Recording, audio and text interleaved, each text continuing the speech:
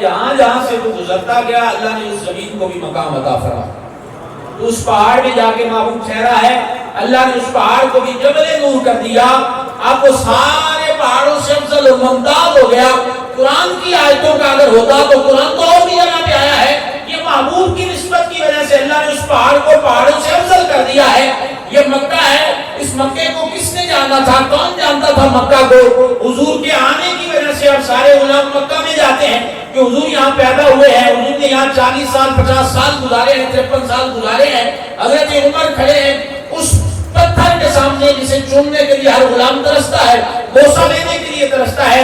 حضور حضرت عمر فاروق رضی اللہ تعالیٰ عنہ جیسا صحابی یہ عقیدہ دے رہا ہے, آپ اس پتھر کے سامنے کھڑے ہیں, اس پتھر حجر اسود کو مخاطب کر کے کہتے ہیں اے پتھر مجھے پتا ہے تو پتھر ہے, نہ تو نفع دے سکتا ہے نہ تو نقصان دے سکتا ہے, لیکن عمر تجھے اسی وجہ سے چوم رہا ہے کہ تجھ پہ میرے نبی کے لب لگے ہیں.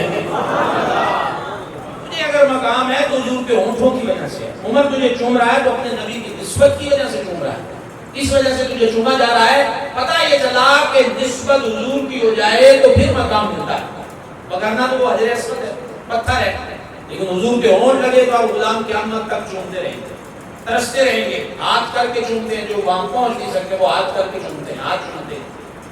فائدہ ہے اس کا. پھر آگے جائیں تو حضور مدینہ شریف گئے تو مدینہ یثرب تھا, اب اسے مدینہ المنورہ کہا جاتا ہے. مدینہ شریف کو مدینہ المنورہ کہا جاتا ہے. منورہ کا معنی کیا ہے؟ یہ اس میں مفعول ہے, مطلب یہ ہے منورہ اسے کہتے ہیں جسے نور والا بنا دیا گیا ہو, جسے نور والا بنا دیا گیا ہو. کس نے نور والا بنایا ہے؟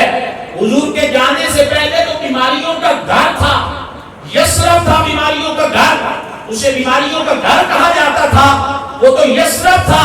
یہ میرے اور آپ کے آقا و مولا صلی اللہ علیہ وآلہ وسلم کے قدم مبارک لگے, حضور کے قدم لگنے کی وجہ سے وہ بیماریوں کا گھر نہیں رہا, نور والے نبی کا قدم لگا تو اللہ نے پورا شہر ہی نور والا بنا دیا, مدینہ المنورہ ہو گیا, پورا شہر ہی نور والا ہو گیا, پورا شہر ہی نور والا ہو گیا. اور ہم کیا کہتے ہیں؟ ہم اعلیٰ حضرت فرماتے ہیں تو ہے عین نور, تیرا سب گھرانہ نور, تیری نسل پاک میں ہے بچہ بچہ نور کا, تو ہے عین نور, تیرا سب گھرانہ نور کا. پھر حضرت سیدنا عثمان غنی ذوالنورین کہا جاتا ہے. یہ عثمان کی کوئی اپنی فضیلت ہے؟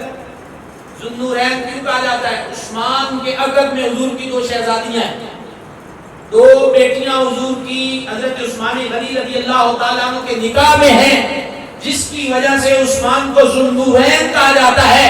اگر بیٹیوں کی وجہ سے عثمان نور ہو سکتا ہے تو بیٹیوں کے باپ کے نور کا عالم کیا ہوگا؟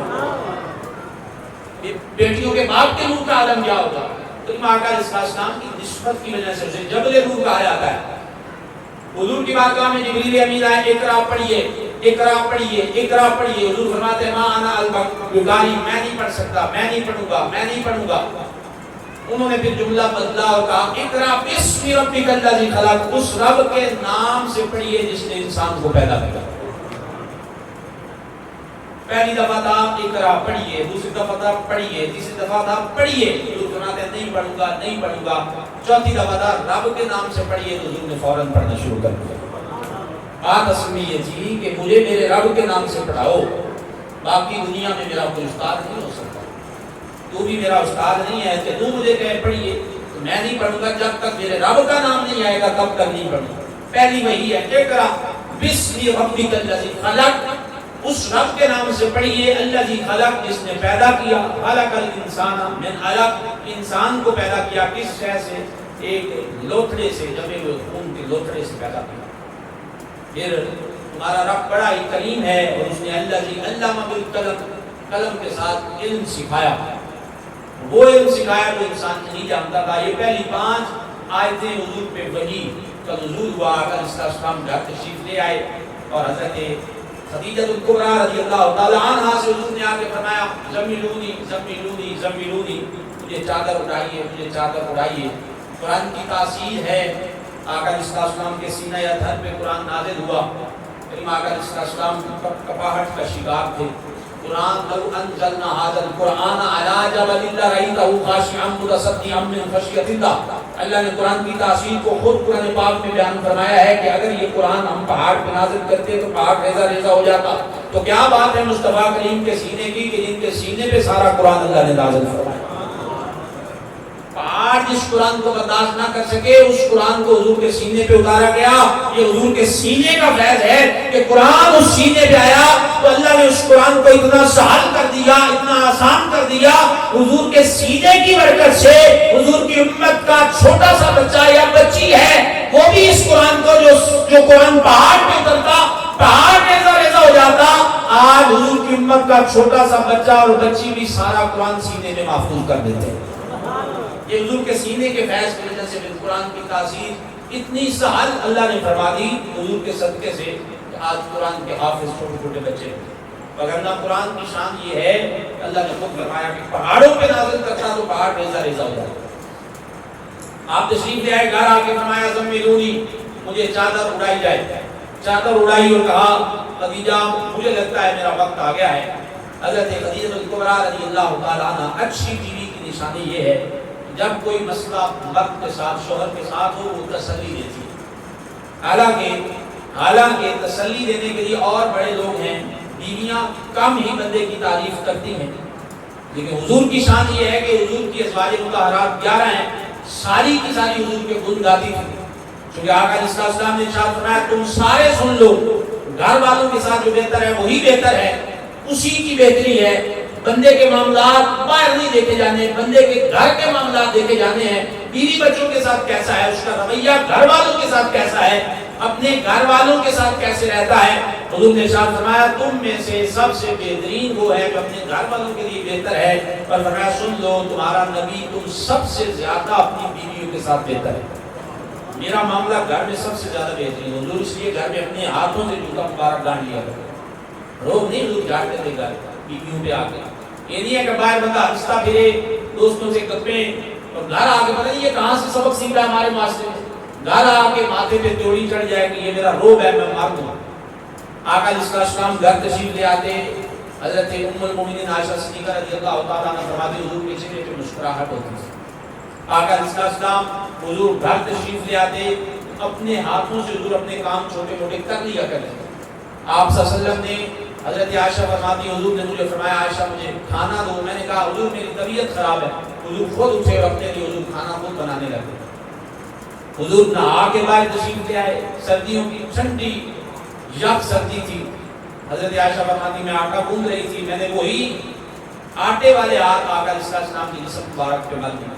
حضور مسکرا کے میری طرف دیکھ کے دوبارہ جا کے حضور نے غسل فرمایا.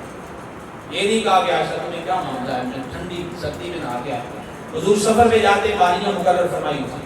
حضور نے اپنی ازواج مطہرات کے ساتھ آقا علیہ السلام نے دوڑ کی, بھاگنے کی حضور نے مقابلہ بھی لگایا ہے.